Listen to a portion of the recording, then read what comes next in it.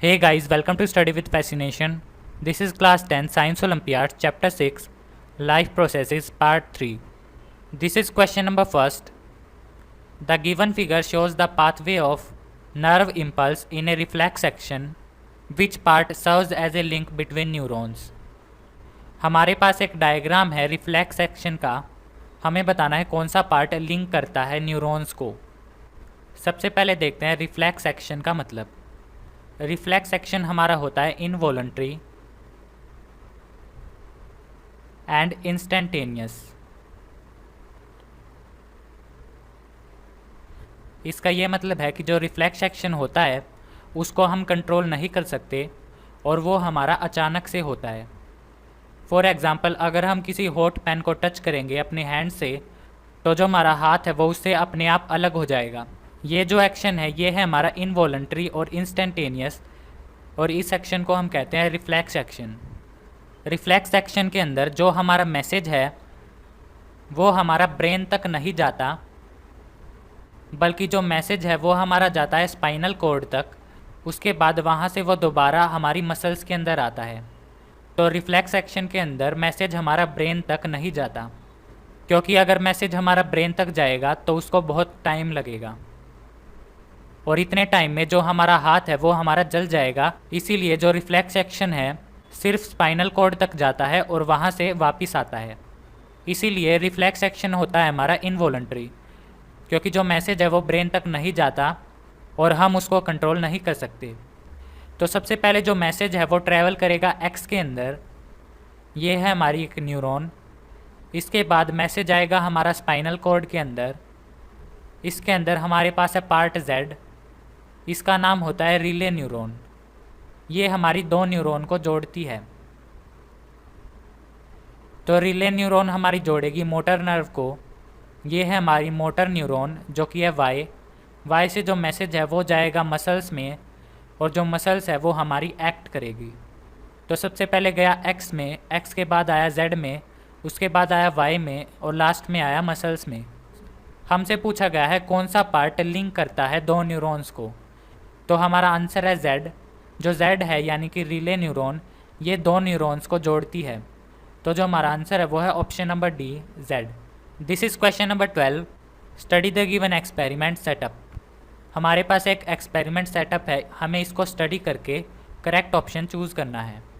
तो इस एक्सपेरिमेंट में हमारे पास है वाटर और हमारे पास है थर्मोमीटर. वाटर के अंदर हमारे पास है एक टेस्ट ट्यूब. टेस्ट ट्यूब के नीचे हमारे पास है सोडियम हाइड्रोक्साइड जो कि एब्जॉर्ब करता है कार्बन डाइऑक्साइड को. इसके ऊपर है हमारे पास एक वायर मैश और उसके अंदर है जर्मिनेटिंग पीज. तो जो पीज है वो हमारी जर्मिनेट करती हैं. टेस्ट ट्यूब पर हमने लगाई है एक पाइप और इसके अंदर है एक ऑयल ड्रॉप. हमसे पूछा गया है by measuring the movement of oil drop in the apparatus what can be investigated. जो हमारी पाइप के अंदर ऑयल ड्रॉप है, अगर इसके मूवमेंट को हम मेज़र करें तो इससे हम क्या पता लगा सकते हैं.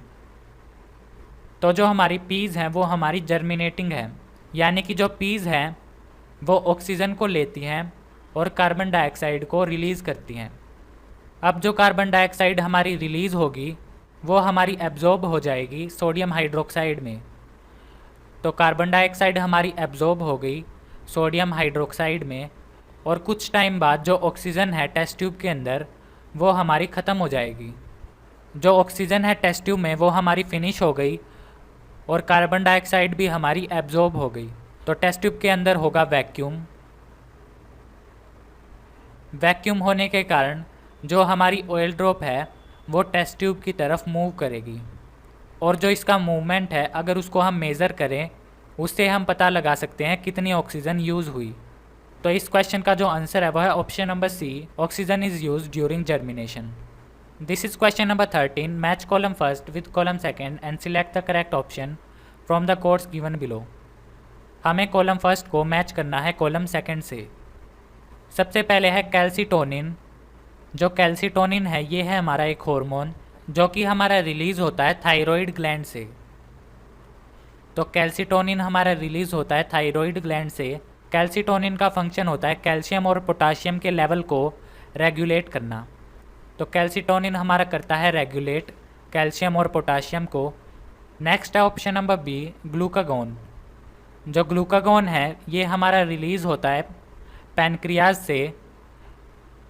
जो पैनक्रियाज है वो हमारा रिलीज़ करती है इंसुलिन, और ग्लूकागोन इंसुलिन का काम होता है ग्लूकोज लेवल को कम करना, और जो ग्लूकागोन है इसका काम होता है ग्लूकोज के लेवल को इंक्रीज़ करना।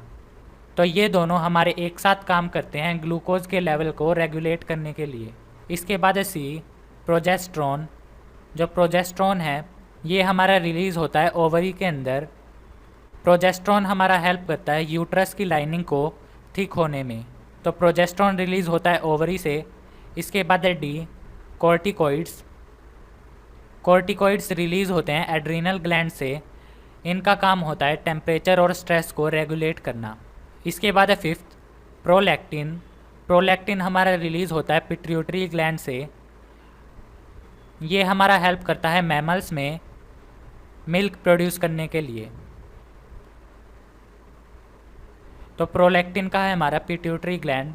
जो हमारा करेक्ट ऑप्शन है वो है ऑप्शन नंबर बी, ए का फोर्थ, बी का फर्स्ट, सी का सेकंड, डी का थर्ड एंड ई का fifth. This is question number 14।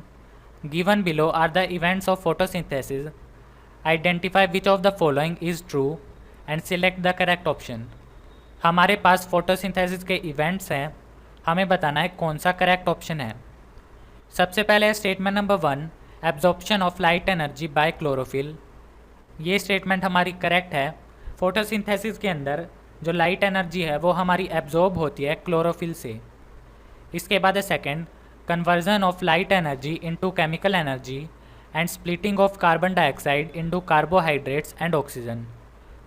Light energy हमारी कन्वर्ट होती है केमिकल एनर्जी में, और जो हमारा कार्बन डाइऑक्साइड है वो स्प्लिट होता है कार्बोहाइड्रेट्स में और ऑक्सीजन में। ये स्टेटमेंट है हमारी इनकरेक्ट। जो लाइट एनर्जी है वो हमारी कन्वर्ट होती है केमिकल एनर्जी में, ये तो है हमारा करेक्ट, लेकिन इसके बाद लिखा हुआ है स्प्लिटिंग ऑफ कार्बन डाइऑक्साइड। ये स्टेटमेंट इनकरेक्ट है क्योंकि स्प्लिटिंग ऑफ कार्बन डाइऑक्साइड नहीं, स्प्लिटिंग ऑफ वाटर होता है। जो वाटर है वो हमारा स्प्लिट होता है हाइड्रोजन में और ऑक्सीजन में। तो ये स्टेटमेंट है हमारी इनकरेक्ट। इसके बाद है third, reduction of carbon dioxide to carbohydrates. इसमें लिखा है जो कार्बन डाइऑक्साइड है उसका रिडक्शन होता है कार्बोहाइड्रेट्स में। ये स्टेटमेंट है हमारी करेक्ट। इसके बाद है fourth, conversion of chemical energy into radiant energy and splitting of water molecules into hydrogen and oxygen. ये स्टेटमेंट हमारी इनकरेक्ट है। इसमें लिखा है केमिकल एनर्जी कन्वर्ट होती है रेडिएंट एनर्जी में। रेडिएंट एनर्जी का मतलब सोलर एनर्जी। जो सोलर एनर्जी है वो हमारी कन्वर्ट होती है केमिकल एनर्जी में। इसमें लिखा हुआ है उल्टा, और बाद में लिखा है स्प्लिटिंग ऑफ वाटर। जो बाद वाली स्टेटमेंट है ये तो है हमारी करेक्ट, लेकिन जो फर्स्ट स्टेटमेंट है conversion of chemical energy to radiant energy, ये स्टेटमेंट हमारी इनकरेक्ट है। तो फोर्थ स्टेटमेंट हुई हमारी इनकरेक्ट। हमसे पूछा गया है इनकरेक्ट स्टेटमेंट, तो जो हमारा आंसर है वह है option number D, second and fourth only. This is question number 15। Which of the following statements are correct regarding the given figure. हमारे पास फिगर है हार्ट का, हमें बतानी है करेक्ट स्टेटमेंट। इस डायग्राम में हमारे पास है 3 पार्ट पी, क्यू और आर। सबसे पहले है पार्ट पी।